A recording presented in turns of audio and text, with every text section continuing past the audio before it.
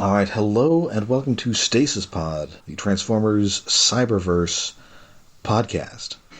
I'm Rob. I'm the Moon Gen. And I'm David. And yes, this week we are back on the moon, possibly because we angered Jackie Gleason. Well, To the moon! talking about the moon. We've left the moon. Yeah. There's a little bit of being on the moon. Yeah. I hope my legs don't break walking on the moon. I should know go that watch. song now. Oh, good job. Shocking. You're catching up. You're catching up with 40 years of music history. That's still that new wave era, that mid-70s to mid-80s is the chunks, like when I wasn't in control of the radio or alive. Yeah, so I'm going to assume that prior to this you believed that Genesis and the Police were the same band. No, I'm not sure he knew who either one of them were. The Police is a band I'd heard of, but I didn't know shit about them. I'm enjoying David learning about Morrissey. Oh, Morrissey is... Again, things I've heard of but never totally understood. Okay, he's the guy that left the Smiths, and he's such a comedy. He's such a joke. It's shocking. Anytime I hear his songs, it's like, okay, I can understand why you like the Smiths. The Smiths, their stuff is good. But Morrissey on his own, every song I've heard is comedy. Just unintentional self-parody. Also, super popular in, South America? Yeah. It's just so weird. All you need to know about Morrissey is he has a song called I Have Forgiven Jesus.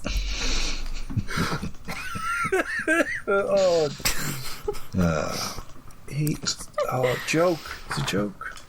So we are kicking off today with The Visitor. First aired September 21st, 2019. The Visitor waving emoji. Yes. Yes, it is important to keep track of what emojis are being used. My poor... surprisingly, it actually is. We'll get there. So just for obsessive archival purposes, I have been downloading things from YouTube just to keep on a backup drive, just in case. And I need to go and see what... YTDLP thought of those emojis in the file names, because I feel like there may be some file names that need to be cleaned up. Yeah. Issues.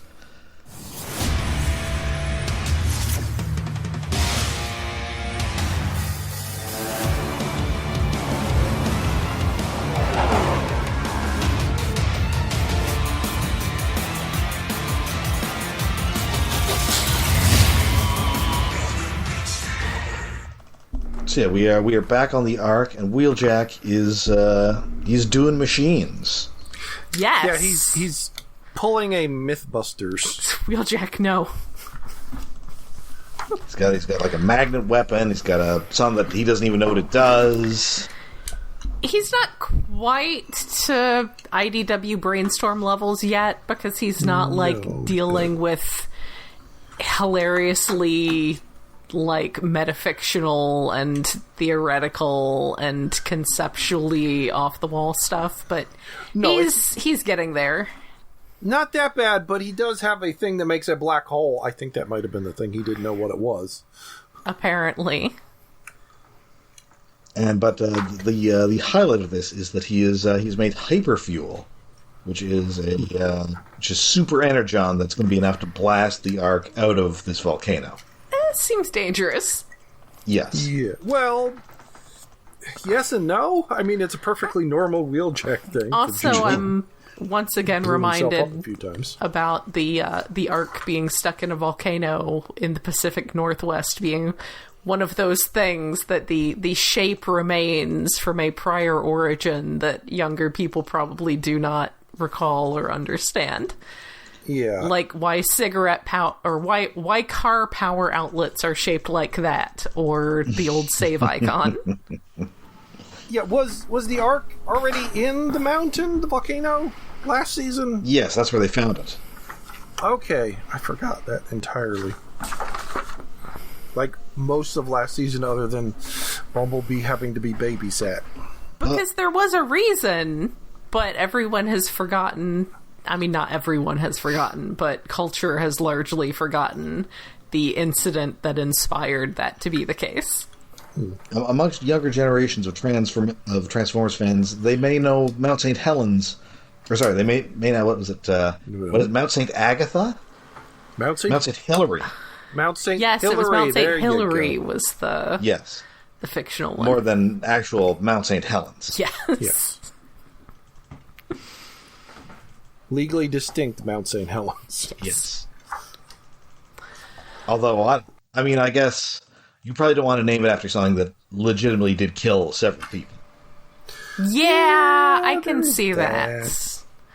I mean, I would think that, normally Marvel uses real locations, but I can see in that specific case maybe not wanting to use a specific location that was an actual, place people died.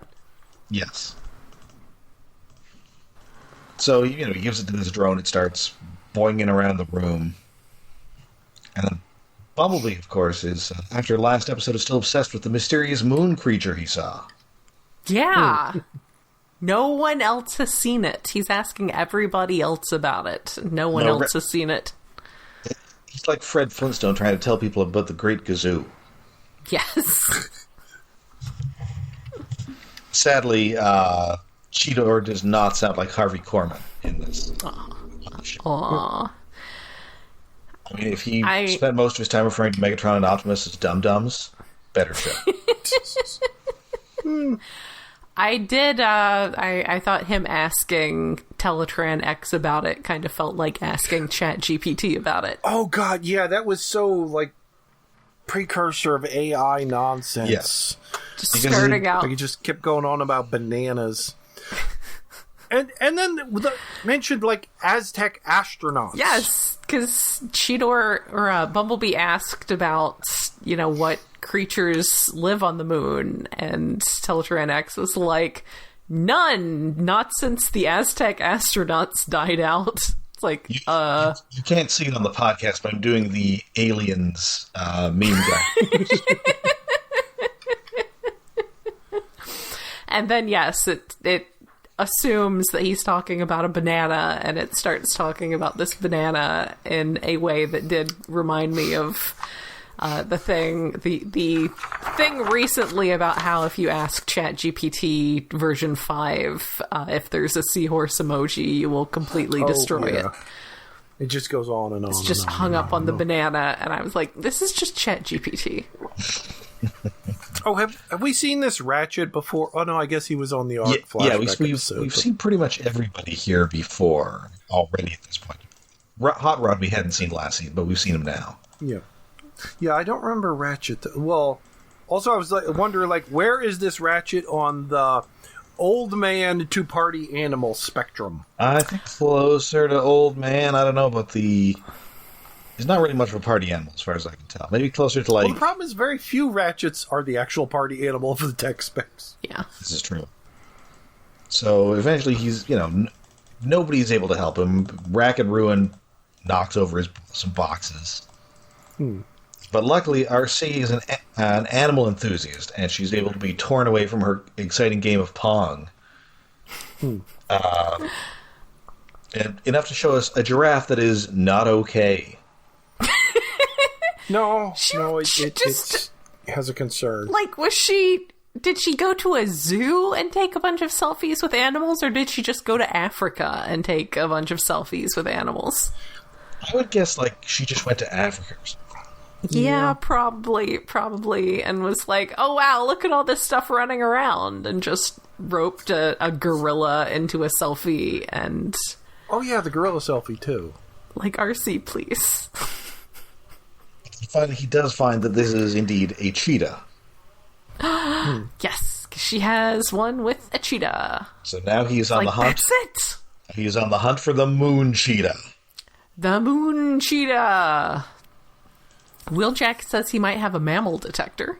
Yes. I have questions. And also, Wheeljack he's arguing with Grimlock because Grimlock wants him to use his drone like R2-D2 on Jabba's sail barge. Yes.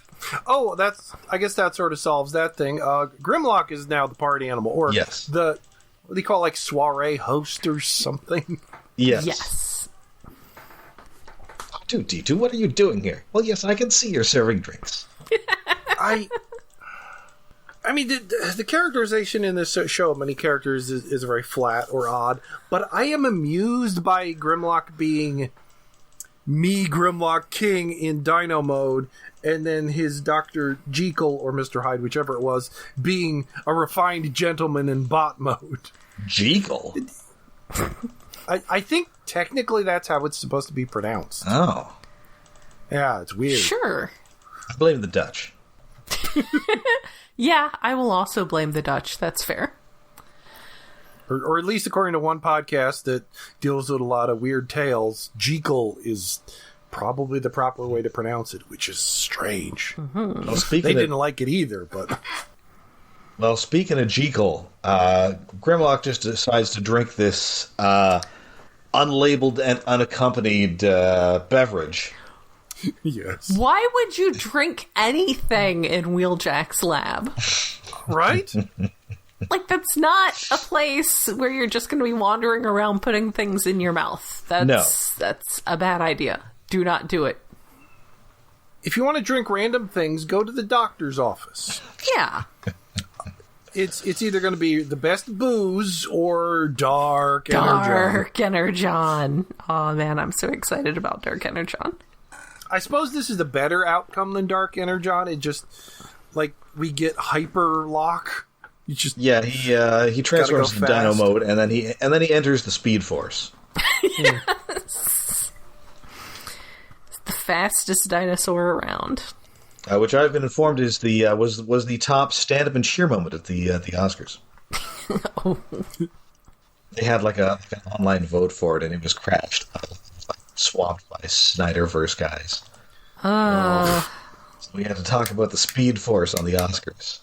Wow, that's rough. That's real rough. Because it's dumb. Yeah. So he's just zipping around, just destroying everything. They're trying to use Wheeljack's inventions against him. So they try and, like, magnetize him, but instead he's just, like... Slammed into the wall. He's putting at risk of, like, becoming a Katamari. Yes. Yeah. Oh, wow. If he'd been outdoors instead of inside, he probably would have ended up as a Katamari. That would be a good episode. So we end up using the mystery gun, which turns out to be a black hole gun. Yes. Why do you have... Black hole gun, won't you come? Won't you come? Wash away the rain. Right. That song I knew because it was in the 90s. Oh, okay. I was around listening to the radio then. It is sort of odd that most of the music I listen to that I gravitate towards now is music that came out when I was a kid, but which I didn't discover until I was a teenager. Yes, that's the radio station I'm listening to all the frickin' time now. It's like discovering the wide range of Depeche Mode from those 2 or 3 like classic bangers that everyone knows. They're middling songs and a few, like, what the fuck is this, Devo? This is bad. Like, it's Depeche Mode doing Devo-ish songs and it just doesn't work. And next you'll have to get into Sparks. Yeah. Get into Erasure. That's real sicko stuff. I play whatever the one station plays. Get some Heaven 17. You will be cackling at the window saying, ha ha ha, yes. I need to find a goddamn station that plays Rush. I'm sure there's one on there. Well, and it's probably coming up more because they're going back on tour. Oh, wait, they are? Yes. Okay. When? In Toronto? No, all over North America. Okay, yeah, I know, but, like, Toronto is probably, like, the easiest place for me to get to because I don't really want to go to New York City. I assume so, unless they're doing Buffalo. Buffalo. There was a long running thing with a friend of mine who I hung out with a good bit in person in my late teens and early 20s, that he would never hear Pearl Jam in the car unless I was in the car, and then he would always hear Pearl Jam. And the ultimate culmination of this is that SiriusXM has an entirely Pearl Jam channel. Preparing for that day in which I had a car with SiriusXM. It's like you had some sort of grunge reality distortion field around you. Yes. It looks like they're going to be in Toronto August of next year? Yeah, like 4 shows. They sold out really fast. Well, fuck. Alas. So anyway. Anyway, yes. So, luckily, Grimlock and Hot Rod are about to get sucked into this black hole. But luckily, Prime has come. He's got that force shield blaster.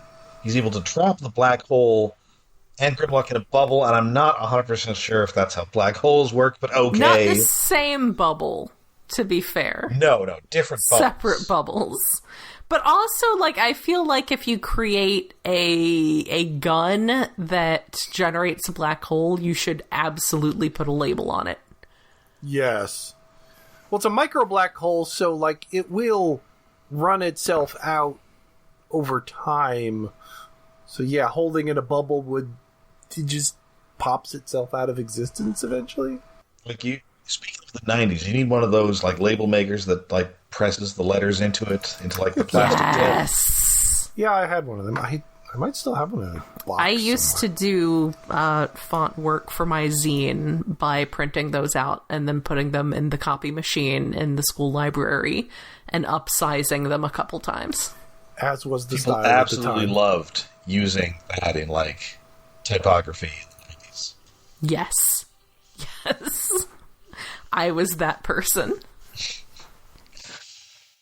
So, luckily they are able to... So, this black hole dissipates, Grimlock is saved, he is... I am a little disappointed that, Grimlock wasn't still running inside the ball. He didn't become Super Monkey Ball and just bouncing around. Nope, it just becomes a hamster ball, basically. Yeah. And now... With him and Windblade stuck in the ball. But now, yes. Right after this happens, suddenly Bumblebee and Hot Rod, they both see the moon cheetah. Only the dumbest boys can see Cheetor. Yes. It's like unicorns with virgins. They're drawn by their single shared brain cell. That now brings us to our next episode, Bring Me the Spark of Optimus Prime. Yeah, that's a long title that may not show up in the episode because I think it'll be too long. I'll probably just be Bring Me. Possibly the first ever Sam Peckinpah reference in Transformers. Really? Oh. Well, it's a reference to the 1974 movie Bring Me the Head of Alfredo Garcia. Okay, that's better than how I interpreted it as Bring Me the Head of Dobie Gillis. Oh, no, that they didn't air that episode. It wasn't too mature. No, that was a TV movie. Oh. Which I saw. That was my first introduction to Dobie Gillis. Oh. It's like, what the fuck is Gilligan doing here? But also, this is possibly the first episode of this series without an emoji on YouTube. Ooh. What? Which is weird, because the entire it starts covered in emojis. Did someone just forget? And this is also notable Transformers debut. Yes. Oh, well, yeah. This is the first episode ever written by May Cat. Yep. Okay, so it's 2. Well, it's a number of things. It's the first one written by May Cat, and it's a doozy. Because, wait, did I follow May Cat before she wrote this or something? I remember following her on Twitter for being amusing on Twitter. Back when I would go to Twitter. Well, I do not. But anyway, they have gone on to a whole bunch of Earthspark. Yes. And notably, their quote on the wiki says, I am the gay agenda. Yes. And we open with Megatron telling us to like and subscribe. Yes. Miserable flesh creatures. Yeah, there's a lot going on here. So he is like... for one, it's set up like... Is it specifically like YouTube at the time, or was it trying to emulate some other streaming maybe it's like thing? Twitch, but I've never actually been on Twitch. I don't think it's Twitch-like, because the format seems different. Or maybe it's Facebook? No, I think Facebook it's have more... video at the time? I think it's more YouTube and maybe Twitch. Okay. Okay, so it's Megatron talking with video and little buttons down, the smiley face, frowny face, look, Decepticon symbol and things. At least it is not vertical video. Yes. No, it's before that, thankfully. Oh, jeez. YouTube's gotten into that, and it just annoys me. I can turn my phone Anyway. I'm an adult. I know how to turn my phone. And there's a chat on the side, and the chat, instead of being like identifiable Decepticon names, it's screen names. Yes. But every screen name is a reference to the Cthulhu mythos. Which is interesting. There's Nyarlathotep, Hotep, Yog Sothoth, Azathoth, Dagon, Shub, and Niggurath. They split the two of them together, and I'm sorry I said that name, because, ooh. I mean, who are we talking about? Okay, Hastur was actually the King in Yellow from whatever the fuck that writer is that got enveloped into the Lovecraftian mythos. Right. But it's like, it's entirely, like, Cthulhu things. No Cthulhu. I give you an extra star there. Don't always go to Cthulhu. Save him. And also I saw, I guess the one exception there was I saw somebody, there's a Shodan in there. That's Shodan. It's from System Shock. Yes. I knew it was a video game. I forgot what it was. Which is like a mythos-y kind of computer monster thing, I think. I never actually played that. Kind of filler names, but also, like, not. Well, it has, it's like, the comments are like, Starscream Gate, R.I.P. Starscream, Fatagan Erlay. There's references in there. Who's Starscream? It's like most of the lines are just repeating over in random with different names. But yeah, because Megatron is like, hey guys, it was tragic. My beloved and loyal second in command, Starscream, R.I.P. Yes. Have you ever seen that one episode of the original Gundam where it's Garma's funeral? That's what this is. The answer is no. I have not.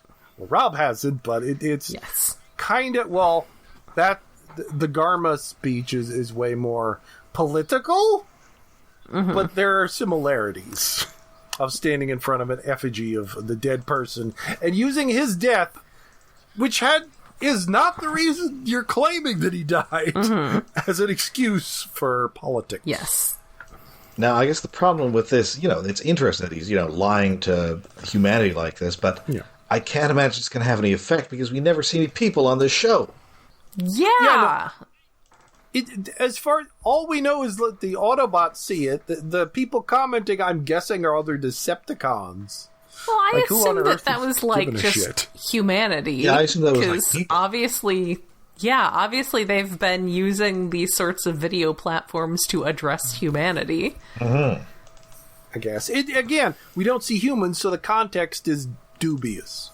Yeah, I mean, it's an interesting idea that I have to assume it's not going to do anything with, because, again, we don't see any actual humans on this. But the idea of Decepticons manipulating humanity in a way that's less goofy than, like Megatron's master plan, where the Decepticons are dressing up in Autobot costumes, could be interesting. That was pretty great. I mean, that's hilarious, but...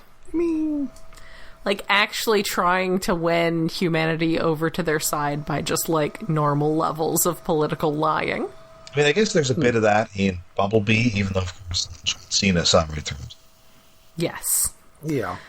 They're called Decepticons. You guys. So the broadcast ends, and this is where we meet two characters who will sort of become our Decepticon, those two guys. Yep. Well, those two characters. I mean, I'm using guys in the gender neutral. Yeah. I know. There are odd choices, though, because it's Lockdown, but not like Lockdown as he's in any other continuity. Not like super cool bounty hunter Lockdown. Just not Lance Henriksen bounty hunter. No, I'm not crazy about Lockdown just being some dude. Yeah. Yeah, no. That's not great. I mean, I guess there was I was about to say there was a toy to sell, but there wasn't. They didn't make a toy of Cyberverse Lockdown, so I don't know why they're using him for this. Well, I guess Lockdown was sort of a guy in IDW, but he didn't do anything. I just feel that there were, there are a zillion choices for Decepticons to be some dude. You could use, I don't know. Yeah. You could use Ruckus. You could use Quake. Yeah, he's Ransack. They had to make a whole new model for him anyway. Why'd you pick Lockdown? Yeah.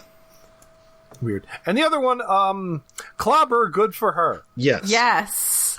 She looks like Lugnut. She's basically animated Lugnut, except 100% animated Lugnut with lips. Yes. Apparently Hasbro was apparently they wanted to make a female Lugnut, and Hasbro's like, we prefer to keep Lugnut a dude. Can you just come up with a different name? Fair enough. And actually, I think Clobber is a good name. Yeah. It's fine. Wasn't there a Clobber before? Wasn't that like a Action Master sidekick or something? I don't believe so. I could have sworn it showed up, or maybe it shows up somewhere later. There's Fist Fight, I think. Oh. But I don't think there's ever been similar. Apparently there was Clobber, who was the Titans Return, little dinosaur guy who was based on Grimlock. Okay, maybe that was just... So I guess they had the name. The name being on something else. Yeah. I'm receiving an important update via text from my millennial coworker who sent me a screenshot from the new Pokemon game and says, "Got them all." Oh. Which, I guess that is the imperative of the series tagline. It's true. In fact, not only does it tell you to catch them all, you've got to do it. You do. Yeah. Anyway, so we have these two little henchmen as pawns between Soundwave and Shockwave, and I do really like that everyone is standing behind Megatron, and I like when he's talking about how loyal Starscream was. Soundwave is just shaking his head, and at the end of it, Clobber goes, "Wow, Megatron is really good at lying." Which is great, because it was fairly deadpan up to then. It's no, everybody knows he's lying. But yes, also Soundwave is just lurking in a back hallway playing dramatic music as Shockwave walks by. Yes. Which honestly, he's being diegetic. It's good. If I was in any way a robot, I would absolutely have speakers so I could just stand around playing dramatic music all the time. Entirely relatable. So Megatron, he's really doubling down on getting the Allspark, and it was the Prime is the only person stopping him from getting the Allspark.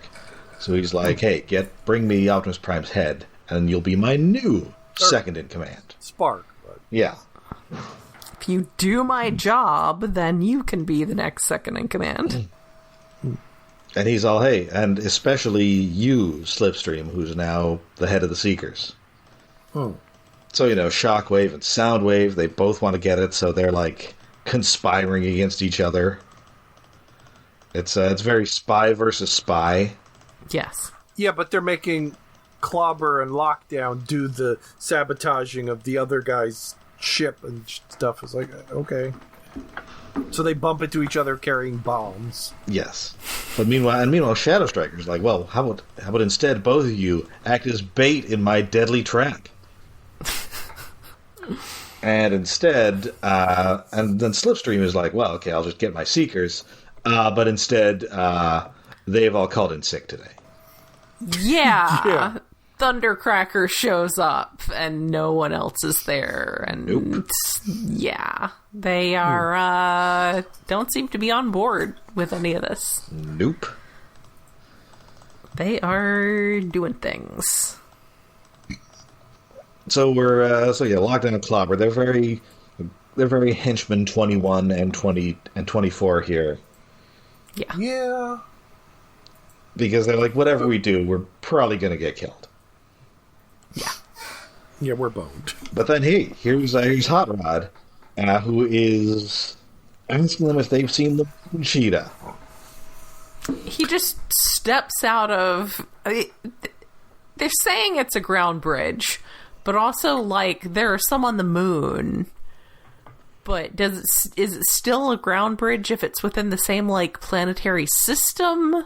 Like, does it only become... at what point does it go from being a ground bridge to a space bridge? I just hate the term ground bridge, because all bridges are ground bridge. That's a regular bridge. They're on the ground.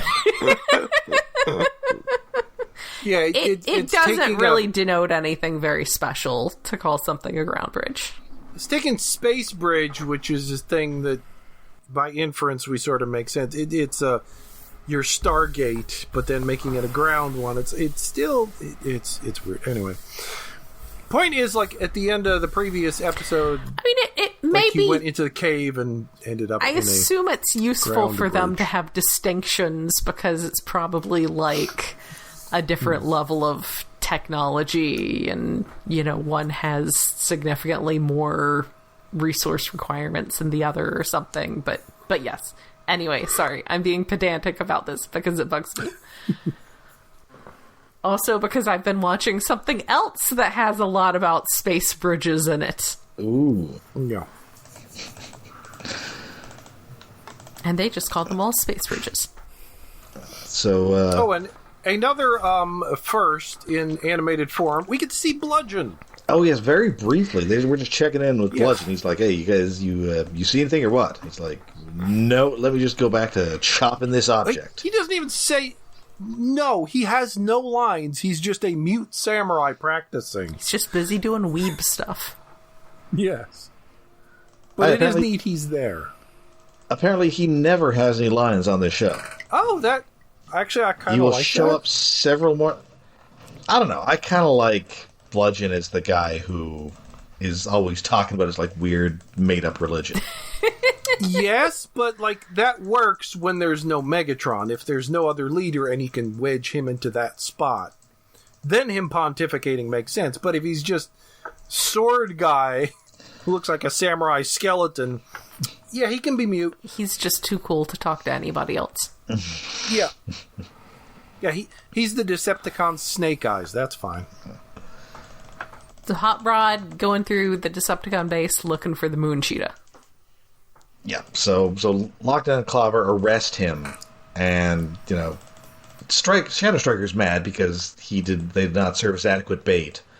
But Megatron's like, hey, we can totally, like, bargain this guy. Because, hey... Yeah, some of you actually accomplished something. And it's my two biggest idiots. I'm going to call up Megatron and be like... Or I'm going to call up Optimus and be like, LOL, my two worst guys captured one of your best guys. And he says that in front of them, which is rude. Yes. And they don't make a comment. It's like, yes, we are the dumbest. We know this. Like, yeah, that's us. So Optimus is like, okay, I guess I gotta trade my life for yours. This is... less dumb than that time I blew myself up over a video game, but still pretty dumb. Yes. I like when Optimus comes on the screen, Hot Rod is just like, hey, Optimus! Hey. And then, of course, Hot Rod immediately escapes, and Optimus Prime is like, how about no, then? Yes, because Hot Rod was only putting up with any of this because he wanted to see if the Moon Cheetah was there. So at this point, he's like, well, I guess there's no Moon Cheetah here. And he uses the little exhaust pipes on his forearms to melt his handcuffs. Ooh, yeah. Which, Does he ever use those outside of the movie? I don't think so. I'm using them in the cartoon even, season 3. Usually it's just like, I don't know. But usually it's just as like lasers. Just... put his arm out and shoot.